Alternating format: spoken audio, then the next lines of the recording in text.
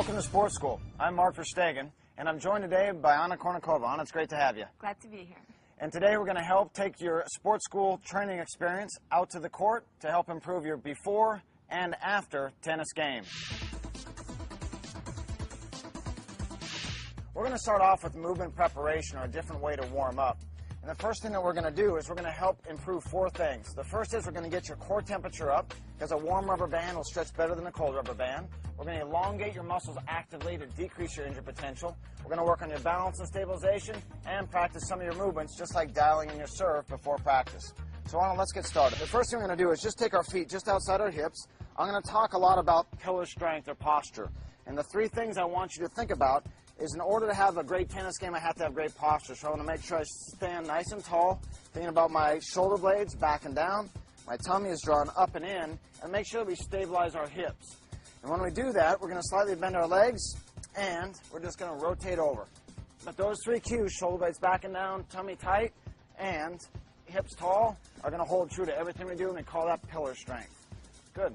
It's going to help open up your torso and stretch out your arms. You feel that, Anna? Yeah, good. Definitely opening up. Good. Now let's go ahead and just take it into a little bit of a lunge. Good. And a little bit more, almost like you're hitting open, and hitting open, and rest. Our goal is to help warm you up almost more like a cat or a dog, to help elongate the muscles actively. It'll be a really good feeling and help improve your game. Okay, the second thing we're going to do is just take those hands really tall. We're going to keep that tummy tight. We're going to reach just outside your arms. We're going to reach over the side and reach down, and then push your hips all the way forward, and we'll go 2 rounds that way. 2 big rounds. Open up those shoulders, reach out of your shoulder joint, and let's go the other way, Anna. Good. Really push those hips forward, big reach. Push those hips forward, big reach, and rest. Well done. Okay, now we've got your lats opened up, your torso opened up, some of your hips. Now we're going to hop on the ground and really try to open up and stretch your low back. So what we're going to do is we'll hop down on the ground. And this is called a hip crossover. We're going to make sure we keep our feet right down on the ground. We're going to keep our belly button drawn in so that your back is flat right against the court. Your arms will be out to your side. You can rock over to your right, stretching out the muscles here. And then we'll rock right over to your left, stretching out the muscles on the other side. And we want to make sure we stay really drawn in or flat through here. This is called the hip crossover. Good? So Anna's doing a great job right here, and you should be too. Keeping those abs drawn in, rocking back and forth. Now, once you've mastered that and you feel pretty good, I'm just going to have Anna take her knees and tuck it right up here to her chest. Toes going to be right up to her shin. We're going to do the same thing. And this will help mobilize more of the middle of your back, which will help it flow a little bit more free and help improve your strokes. Good. Anna, do you feel that? Oh, yeah. I don't think I can really talk during this exercise. Good. And reach over. Now, as you get more advanced, you can actually take those legs all the way up and build them here and then build them all the way up. And that will be an excellent exercise to help not only improve the mobility, but also improve the strength of those movements. The next thing we're going to do, and I'm going to have you just sit up for a minute, we're going to try to stretch the muscles of your calf. And in the old days, we really thought you just take that muscle and try to pry it apart. But we're going to try to outsmart it now. And what we're going to do is we're going to take our toe and try to pull it up toward our shin. And that activation will fire the muscle here to stretch the muscle here. Important concept on every stretch you do. The better you fire the muscle opposite of the one you want to stretch, meaning pulling it up or activating it or firing that muscle, the better you'll stretch the opposite one. So we'll get in our position for our calf stretch. Make sure we keep our tummy tight, our shoulders will be pushed away.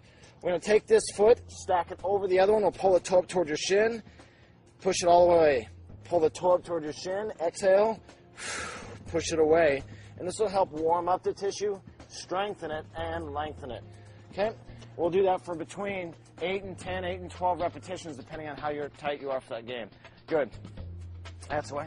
So on and stretch the muscle here by firing here and pushing away. Good. And pulling the toe up, pushing away. On, let's go 4 more. Pull the toe up and push it away. Good. Pull the toe up, push it away. Last 2 now. Good. Pull the toe up toward your shin and push it away. Good. Last 1. And up. And let's switch sides. Okay, let's go ahead and take the legs and just stack them right back over the top. Pull the toe up toward your shin and then push it away. Good. Anna, you feeling that stretch in your calf?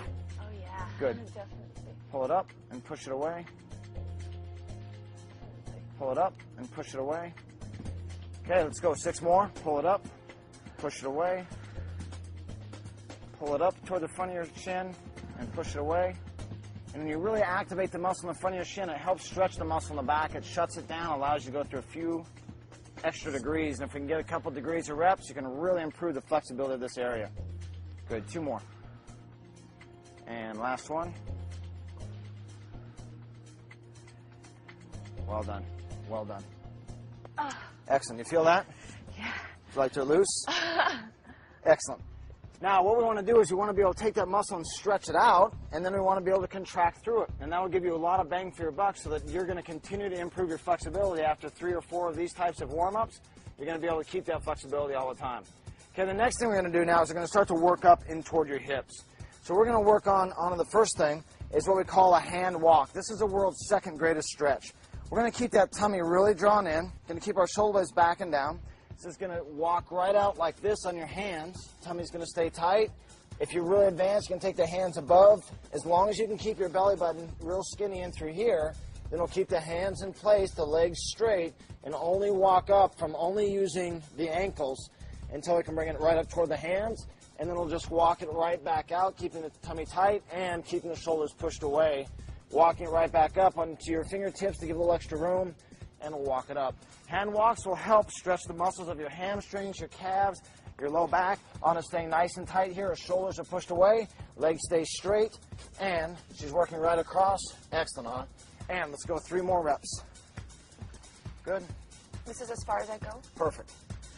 Now, if you're feeling more advanced, you can get those hands way out in front of you when you go out. This is perfect. Tummy's tight. Do you feel it stretch your hamstrings? Yeah. Good. Now, Anna's doing a great job. Stabilizing the shoulder. Good. Tummy's tight. Good. Walking it back up. And the last rep right here. Tummy's tight.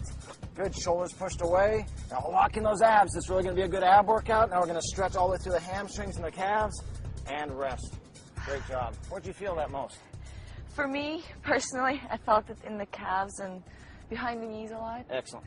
Because I'm kind of flexible here, I guess. And that's a great point. And some people think that they have tight hamstrings. When in actuality, a lot of times it's the tight calf which crosses the knee and acts like a second hamstring. So they're both very important to stretch out and to loosen up, which that exercise does. Plus gives you a little bit of strength in your shoulders and your abs. Definitely, and I felt it also in the front here a little bit. Good. And that will help stabilize the shoulder, and which will help almost protect that rotator cuff you hear so much about.